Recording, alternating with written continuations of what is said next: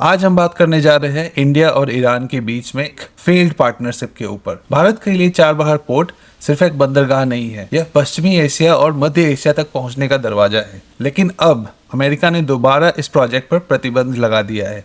सवाल यह है कि क्या भारत अपनी रणनीतिक सपनों को खो देगा या कोई नया रास्ता खोजेगा। नमस्कार दोस्तों, और जियोपॉलिटिक्स न्यूज में आपका स्वागत है।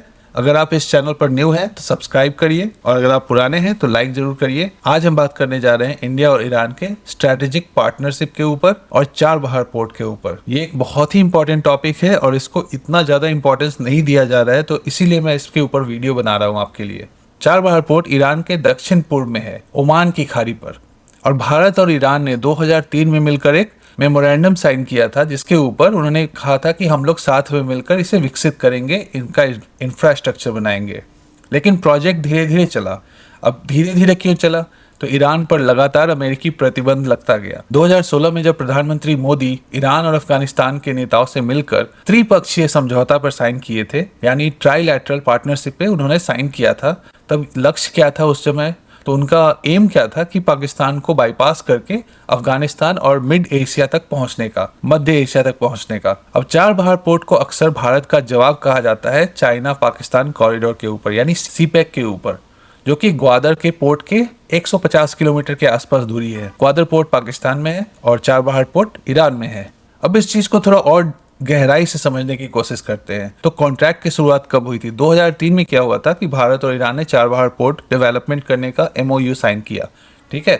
2016 में प्राइम मिनिस्टर मोदी ईरान की यात्रा के दौरान $500 मिलियन प्लेज करके आए। $500 मिलियन मतलब 4000 करोड़ निवेश करने का प्रॉमिस करके आए।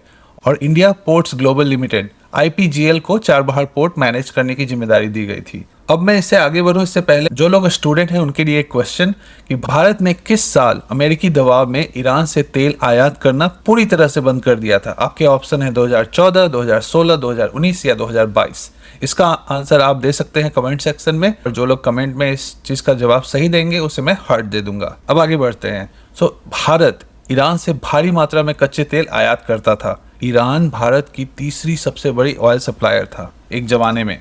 लेकिन 2018 में क्या होता है कि ट्रम्प प्रशासन ने POA यानी ईरान न्यूक्लियर डील से बाहर निकलकर ईरान पर दोबारा सख्त प्रतिबंध लगा दिया, सैंक्शंस लगा दिए। अब 2019 के मई में क्या होता है कि अमेरिकी दबाव के चलते भारत को ईरान से तेल आयात करना पूरी तरह रोकना पड़ा। इसका बड़ा असर क्या होता है कि भारत को अब सऊदी अरेबिया और अमेरिका से महंगा तेल खरीदना पड़ रहा है, और ये आज तक चल रहा है। अब इन सारे टॉपिक के बीच में सडनली आपको एक और एंगल देखना होगा कि चीन का रोल क्या है।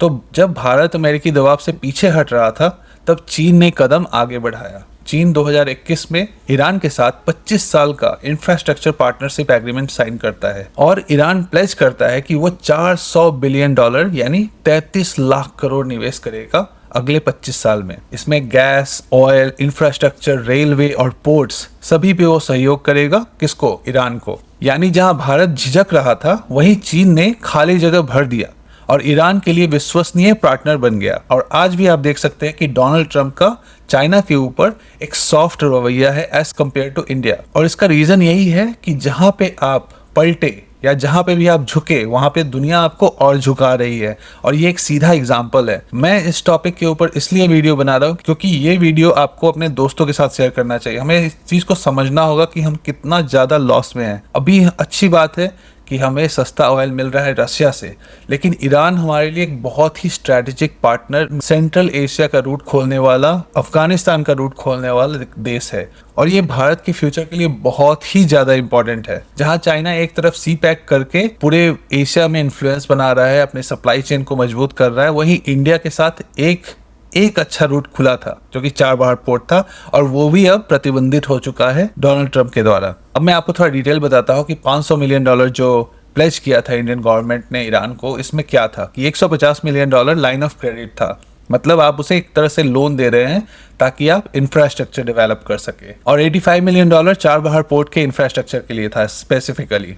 तो ईरान और भारत ने मिलकर शहीद बेहेश्त टर्मिनल यानी चाबहार पोर्ट फेज 1 का उद्घाटन 2017 में किया था। प्रोजेक्ट का शॉर्ट टर्म गोल ये था कि ईरान, अफगानिस्तान और इंडिया मिलकर ग्वादर पोर्ट को अपना एक ऑप्शनल स्ट्रैटेजिक पोर्ट बनाए। लेकिन मई 2025 में क्या होता है कि अमेरिका ने फिर से चाबहार पोर्ट पर निवेश करने वाली कंपनियों के ऊपर प्रतिबंध लगा दिया, सैंक्शन कर दिया। इसका असर क्या होगा कि इंडियन कंपनीज और जो शिपिंग फर्म्स हैं वो सब इन चीज़ों से डरेंगी। इसका मतलब है कि अगर सैंक्शन लग गया तो उनके सारे एसेट्स फ्रीज हो सकते हैं, उनका पूरा कंपनी लॉस में जा सकता है। और अमेरिका का इसके ऊपर तर्क क्या है कि ईरान अभी तक न्यूक्लियर डील साइन नहीं किया है अमेरिका के साथ और वो अपने यूरेनियम को इनरिच कर रहा है, तो उनको हटना पड़ेगा और नहीं तो सैंक्शन लगा रहेगा। और भारत का तर्क यहाँ पे ये है कि ये एक सिर्फ व्यापारिक या फिर स्ट्रैटेजिक रूट नहीं है, ये एक आतंकवाद से भी लड़ने का रूट है। क्योंकि पाकिस्तान का जो ग्वादर पोर्ट है वो बहुत ज़्यादा दूर नहीं है, तो इंडिया उस जगह से निगरानी कर सकता है पूरे सेंट्रल एशिया की, ना कि सिर्फ पाकिस्तान की। रीजन को मॉनिटर कर सकता है इंक्लूडिंग पाकिस्तान, चाइना, और इसके अलावा एक सिक्योरिटी गारंटर भी बन सकता है इस पूरे रीजन में, क्योंकि यह एक क्षेत्रीय कनेक्टिविटी रूट है। अब आपको समझना होगा कि ये चाबहार पोर्ट इतना इंपॉर्टेंट क्यों है। पाकिस्तान भारत को अफगानिस्तान और मध्य एशिया तक सीधा पहुंचने नहीं देता है। आपको याद ही होगा कि जब आपातकाल आया था अफगानिस्तान में, उन्हें गेहूं की जरूरत थी, तो इंडिया को रूट नहीं दिया था पाकिस्तान ने, तो इनको पोर्ट का यूज करना पड़ा था, उनको जहाजों का यूज करना पड़ा था। इसके अलावा चाबहार पोर्ट के जरिए international north south transport corridor जो INSTC ये एक डेवलप हो रहा था। इससे क्या होता है कि यह रूट भारत से ईरान, फिर कैस्पियन सी जो है, इससे रशिया और यूरोप तक जा सकता था। यह सिर्फ इंडिया के लिए इंपॉर्टेंट नहीं था फॉर ट्रांजिट, बट इससे उसको ऑयल एंड गैस गारंटी भी मिलता था और इसके अलावा न्यू अपॉर्चुनिटीज भी आती थी कि हाँ, हम सप्लाई चेन बढ़ा सकते हैं, अपने एक्सपोर्ट्स को सेंड कर सकते हैं चीपर कॉस्ट पे। अब यहाँ पे चाइना फैक्टर को समझने की कोशिश करते हैं। चीन पहले से ही ग्वादर पोर्ट यानी सीपेक के अंदर वो भारी निवेश कर रहा है। उन्होंने बहुत अच्छा इंफ्रास्ट्रक्चर डेवलप किया है। बेल्ट एंड रोड इनिशिएटिव के जरिए पाकिस्तान और चाइना एक साथ आए और चाइना ने इसे एक्सटेंड करके अफगानिस्तान और ईरान तक को जोड़ लिया है, जहाँ पे एक तरफ चाइना एक रिलायबल पार्टनर की तरह सीपेक के जरिए सारे कंट्रीज को जोड़ रहा है। और अगर भारत इस चाबहार पोर्ट को खो देता है तो एक तरह से चीन को ये मोनोपोली की तरह मिल जाएगा कि हम कंट्रोल करेंगे इस पूरे रीजन के सप्लाई चेन को। और चीन और ईरान के साथ 25 साल का एक स्ट्रैटेजिक डील भी साइन कर ही चुका है। और इसका इम्पैक्ट क्या होगा इंडिया के ऊपर? तो सबसे पहले तो बिजनेस का लॉस होगा, क्योंकि भारत को अफगानिस्तान और सेंट्रल एशिया तक जोड़ने का जो रूट था वो है चाबहार पोर्ट। दूसरी बात है, एक रणनीतिक स्ट्रैटेजिक नुकसान होगा, क्योंकि पाकिस्तान और चाइना का दबाव इस एरिया में बढ़ेगा। और तीसरा चैलेंज ये होगा कि डिप्लोमेटिक चैलेंज।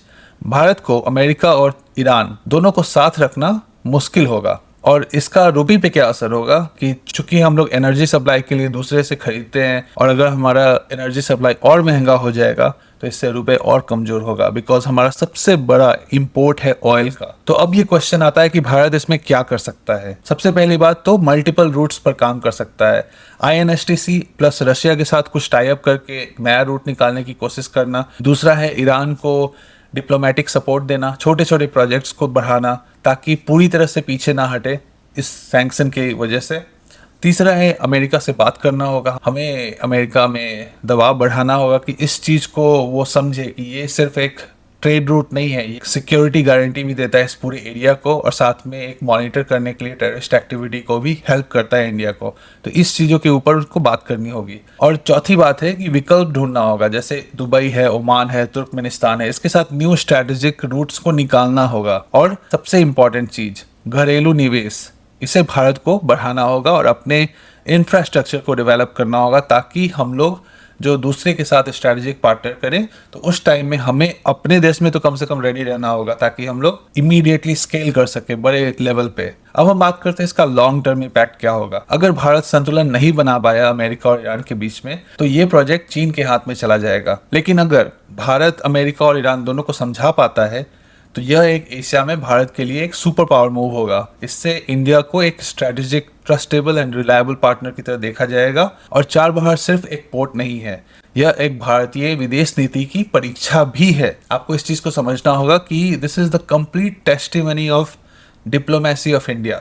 इंडिया को प्रूव करना होगा कि हम लोग डिप्लोमेटिकली इतना वीक नहीं है जो हम लोग पीछे हट जाएं। तो भारत के लिए चाबहार पोर्ट का सवाल सिर्फ व्यापार का नहीं है, बल्कि एक रिलायबल पार्टनर के अस्तित्व का सवाल है।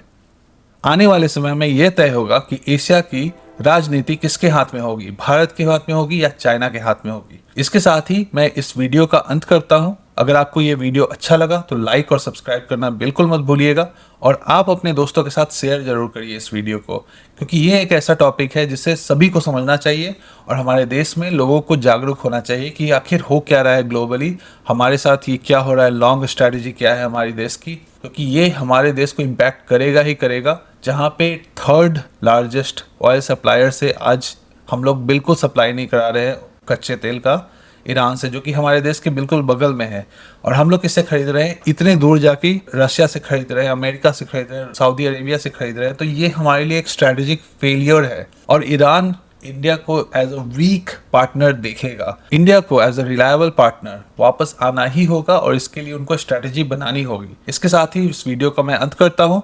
Thank you again for watching this video. See you in the next video. Thank you.